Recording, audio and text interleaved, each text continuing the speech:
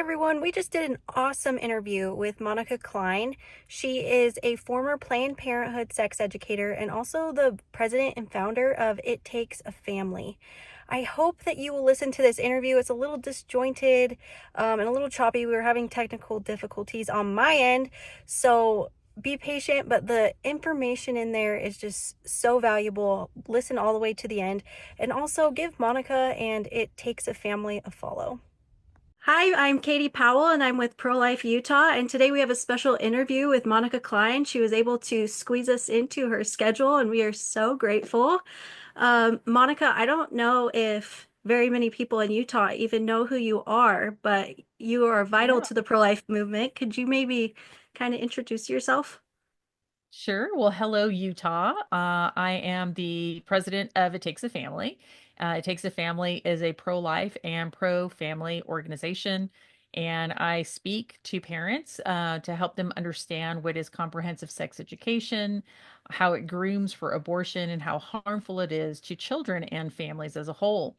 But I also teach them from a biblical worldview how they can teach their children in a way that honors them and follows the word of God. But my former life, so what I used to do before this is that I'm a former comprehensive sex educator.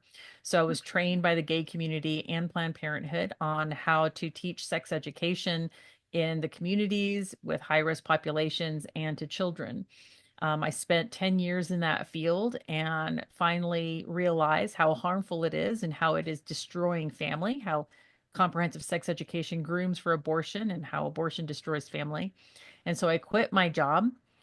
2 years after that, I founded It Takes a Family and started sharing this message with the pro-life movement, helping them understand that sex education not only is harmful to children, but that it grooms for abortion, and that if we want to get rid of abortion, we need to get rid of their marketing tool, which is comprehensive sex education. We're so grateful that you're here and that you're able to share your story. Utah right now is running a bill called HB 233, which takes Planned Parenthood and other abortion providers out of Utah classrooms. Um, you've looked at this bill. What do you think of it? Yeah, I haven't read every detail of the bill, but we have a very similar law in Texas where abortion providers and their affiliates are not allowed to receive any government funding or have a presence in our schools. And it has been very helpful. What we've seen over the years is that sometimes an affiliate is loosely defined, or you can't prove that another organization is an affiliate of Planned Parenthood. So, what we're doing this legislative session is also adding or creating a new bill, essentially, that also keeps the national sexuality education standards out of our schools. In other words, the national sexuality education standards are the standards that are used by comprehensive sex education, which is what Planned Parenthood advocates for. And so then any health curriculum, any health textbook, or any outside organization that wants to come in to teach on health or sex education, if they affiliate with the National Sex Education Standards, if that's what they teach from, then this bill that we have in Texas, if it passes, it would mean that that kind of education would not be able to be taught at our schools. So both approaches are very effective. Um, and so, yeah, I think it's exciting that Utah is doing this. So a lot of parents think that like, oh, they like Utah law is different from the rest of the country. And like we have tighter laws, and so Planned Parenthood really can't go outside of like this certain realm. And like we're saying they are pushing the limits. Representative Peck has seen pamphlets, she's heard the discussions about there was things about kids touching themselves on the playground, and the pamphlet went into masturbation. And so a lot of parents just like think that, Planned Parenthood can't go outside of this bubble, but they are. They absolutely do. Back when I was doing this, when I worked alongside Planned Parenthood, our laws were probably stricter back then, and this was not allowed. This kind of education was certainly not allowed in the schools, but the public school teachers would still invite us in. They would even invite us in without other teachers or administrators knowing about it. So this is a very aggressive movement. Planned Parenthood, the LGBTQ movement, the trans movement, it is very, very aggressive. So regardless, I'm not going to say, oh, the law doesn't matter. The law absolutely does matter. This bill should be passed. It'll give you another level of protection. So for sure, you want to definitely advocate for this bill, which is basically essentially saying that abortion providers and their affiliates cannot provide instruction in the schools. The other thing that you're going to need is some teeth. So what's the consequence? Because Yeah. right now, the reason Planned Parenthood pushes without parents knowing that they're in the school is because there's no consequence to them. They don't lose anything. No one's going to get fired. No one's going to get defunded. No one's going to jail. And so, really, along with establishing that they cannot teach or have a presence in the school as a third party vendor in any way possible, not even their curriculum is allowed, um, there needs to be some teeth as well. In other words, there needs to be a little bit of pain for the school if they do allow it to happen. Someone needs to be held responsible. And so that's what we're finding in Texas. And I know lots of people are finding that to be true across our nation, that we can have these laws, we have some consequences, we need some teeth to the law. So what you're saying is because Planned Parenthood of Utah likes to act like we're Planned Parenthood of Utah, we're not like the rest of the Planned Parenthoods. You're saying this is like a systemic issue. Oh yeah, no, they have a national federation, they have a federation that's international, and they have the same belief systems across the board.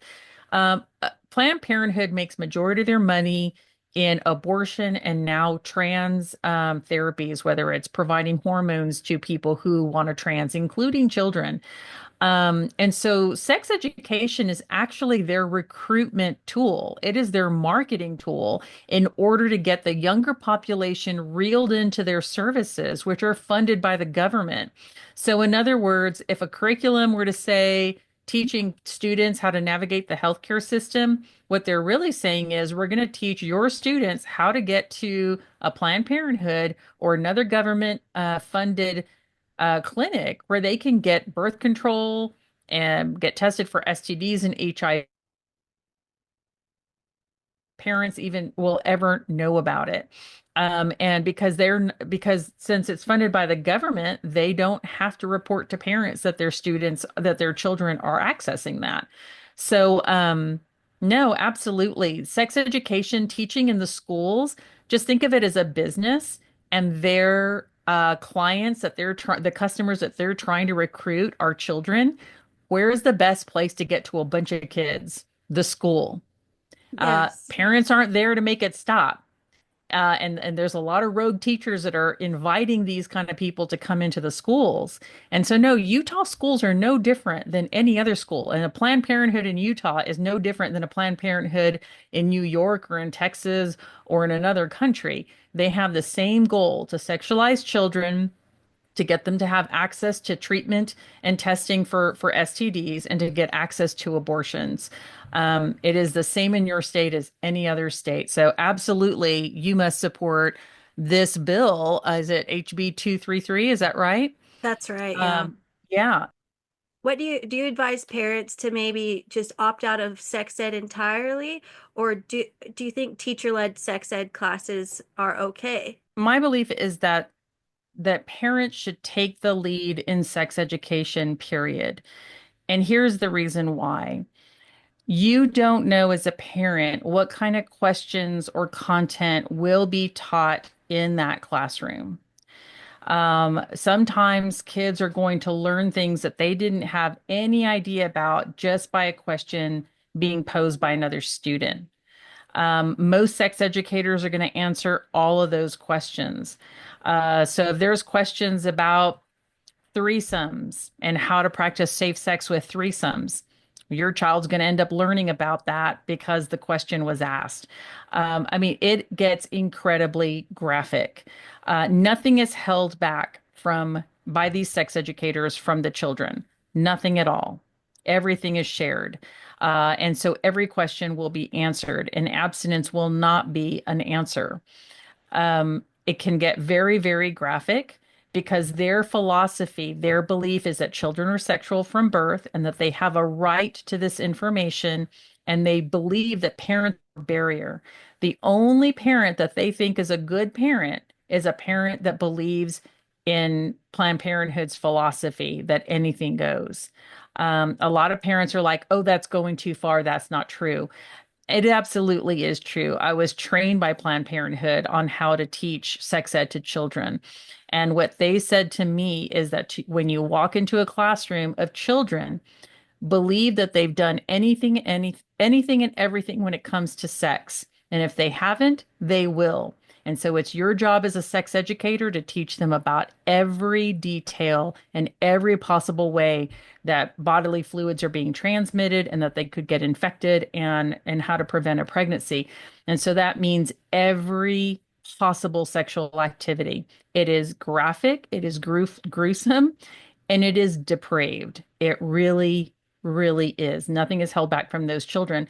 And so, for all of those reasons, and you just have to go read the National Sexuality Education Standards, which are the standards that Planned Parenthood uses, and you can read for yourself what they're going to teach the children. So, Katie, I just want to emphasize that it's not just the sex acts that they're teaching. They will also encourage children to explore sexuality. They will teach the children that sexuality is fluid and that no one is truly heterosexual. And they will also teach the children that gender is not binary and that it is also fluid. So it's not just the sex acts, they're also teaching about identity. What impact did this teaching have on children's perceptions of themselves and their behavior? What did you see happening?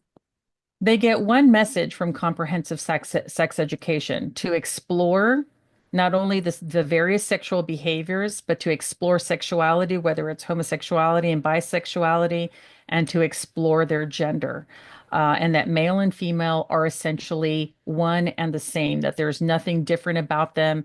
It takes away, and of course, we know that male and female has equal value, but we are different.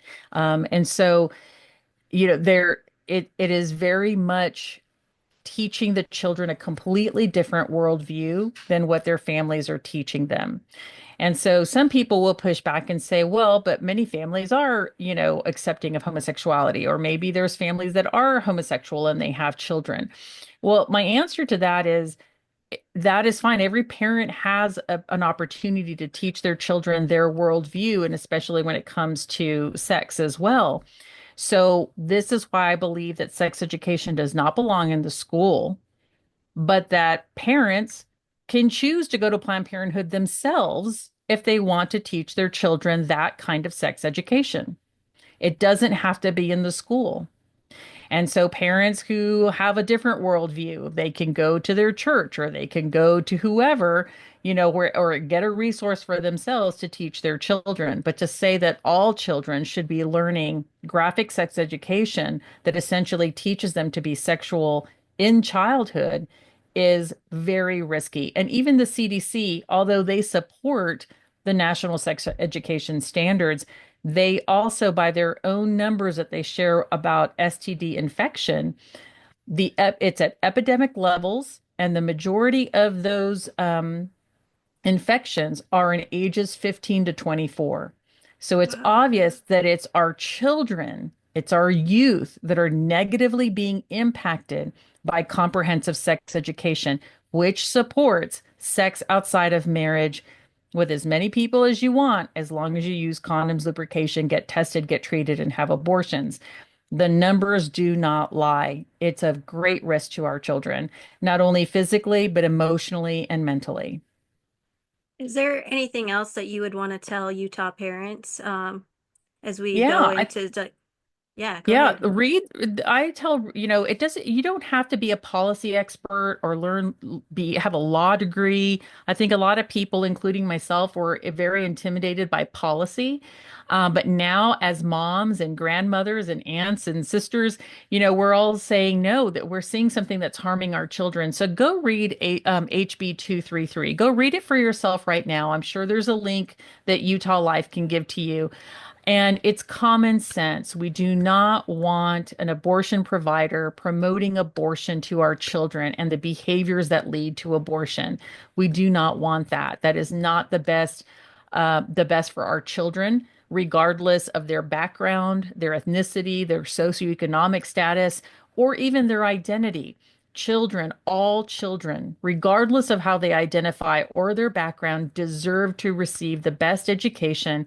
And it's that best education is not to encourage them to be involved in high risk activity and go search for abortions. Um, Bringing a Planned Parenthood or their affiliates into the school will promote that to the children. And children trust adults. And so if Planned Parenthood comes in and they're super positive and they're super fun and they are encouraging your children to become sexually active and go to their clinics, those children are going to trust those adults and they're going to do it. And so this is why it's so important that we have this, because parents, we need to protect our kids. We need to protect all the kids in our community. Well, gosh, I appreciate you taking the time and being patient with me. So I hope you have No a wonderful problem. No day. problem. Thank you so much for tuning into this interview with Monica Cline. If you think Planned Parenthood should be out of Utah classrooms, then please go to the description below and tap on the link, which will take you to our email tool, and you can directly email your senator and ask them to support HB 233. We're so grateful for all of your support. We couldn't do this work without you. You can follow us on Facebook, Instagram, or X, or you can find us at prolifeutah.org.